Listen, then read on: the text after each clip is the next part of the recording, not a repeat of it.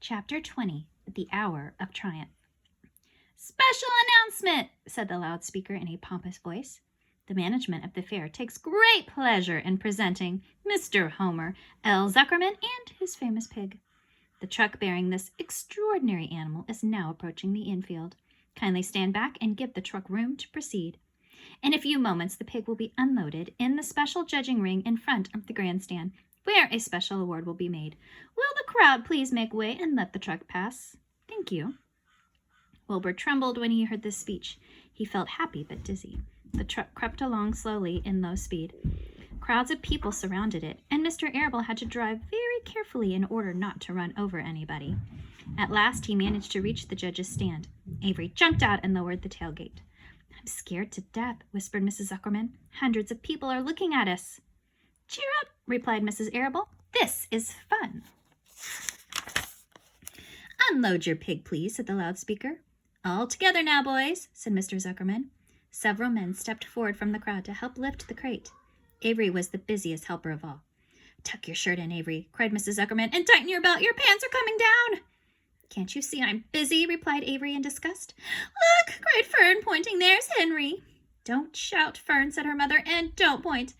"Can't I please have some money?" asked Fern. "Henry invited me to go on the Ferris wheel again, only I don't think he has any money left. He ran out of money." Mrs. Arable opened her handbook. "Here," she said, "here is 40 cents. Now don't get lost, and be back at our regular meeting place by the pig pen very soon." Fern raced off, ducking and dodging through the crowd in search of Henry. "The Zuckerman pig is now being taken from his crate," boomed the voice of the loudspeaker. "Stand by for an announcement." Templeton crouched under the straw at the bottom of the crate.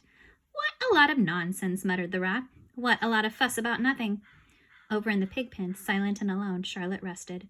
Her two front legs embraced the egg sack. Charlotte could hear everything that was said on the loudspeaker. The words gave her courage. This was her hour of triumph. As Wilbur came out of the crate, the crowd clapped and cheered. Mr. Zuckerman took off his cap and bowed. Lurvy pulled his big handkerchief from his pocket and wiped the sweat from the back of his neck. Avery knelt in the dirt by Wilbur's side, busily stroking him and showing off. Mrs. Zuckerman and Mrs. Arable stood on the running board of the truck. "Ladies and gentlemen," said the loudspeaker, "we now present Mr. Homer L. Zuckerman's distinguished pig. The fame of this unique animal has spread to the far corners of the earth, attracting many valuable tourists to our great state. Many of you will recall that never-to-be-forgotten day last summer, when the writing appeared mysteriously on the spider's web in Mr. Zuckerman's barn, calling the attention of all and sundry to the fact that this pig was completely out of the ordinary. This miracle has never been fully explained, although learned men have visited the Zuckerman pig pen to study and observe the phenomenon. In the last analysis, we simply know that we are dealing with supernatural forces here, and we should all feel proud and grateful. In the words of the spider's web, ladies and gentlemen, this is some pig." Wilbur blushed. He stood perfectly still and tried to look his best. "This magnificent animal," continued the loudspeaker, "is truly terrific.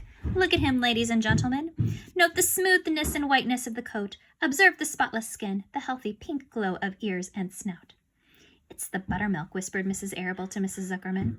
"Note the general radiance of this animal. Then remember the day when the word radiant appeared clearly on the web. Whence came this mysterious writing? Not from the spider. We can rest assured of that. Spiders are very clever at weaving their webs, but needless to say, spiders cannot write."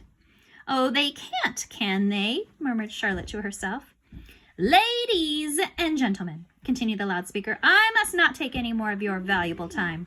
On behalf of the governors of the fair, I have the honor of awarding a special prize of $25 to Mr. Zuckerman, together with a handsome bronze medal suitably engraved in token of our appreciation of the part played by this pig, this radiant, this terrific, this humble pig, in attracting so many visitors to our great county fair." Wilbur had been feeling dizzier and dizzier through this long complimentary speech. When he heard the crowd begin to cheer and clap again, he suddenly fainted away. His legs collapsed, his mind went blank, and he fell to the ground, unconscious. "What's wrong?" asked the loudspeaker. "What's going on, Zuckerman? What's the trouble with your pig?" Avery was kneeling by Wilbur's head, stroking him. Mr. Zuckerman was dancing about, fanning him with his cap. "He's all right," cried Mr. Zuckerman. "He gets these spills He's modest and can't stand praise.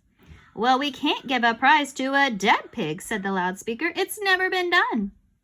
He isn't dead, hollered Zuckerman. He's fainted. He gets embarrassed easily. Run for some water, Lurvy. Lurvy sprang from the judge's ring and disappeared. Templeton poked his head from the straw. He noticed that the end of Wilbur's tail was within his reach. Templeton grabbed. I'll tend to this, he chuckled. He took Wilbur's tail in his mouth and bit it, just as hard as he could bite. The pain revived Wilbur. In a flash, he was back on his feet. Ouch! He screamed. Hooray! Yelled the crowd. He's up. The pig's up. Good work, Zuckerman. That's some pig. Everyone was delighted. Mr. Zuckerman was the most pleased of all. He sighed with relief. Nobody had seen Templeton. The rat had done his work well.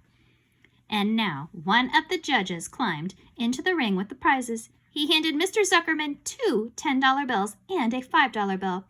Then he tied the medal around Wilbur's neck. Then he shook hands with Mr. Zuckerman while Wilbur blushed. Avery put out his hand and the judge shook hands with him too. The crowd cheered. A photographer took Wilbur's picture. A great feeling of happiness swept over the Zuckermans and the Arables.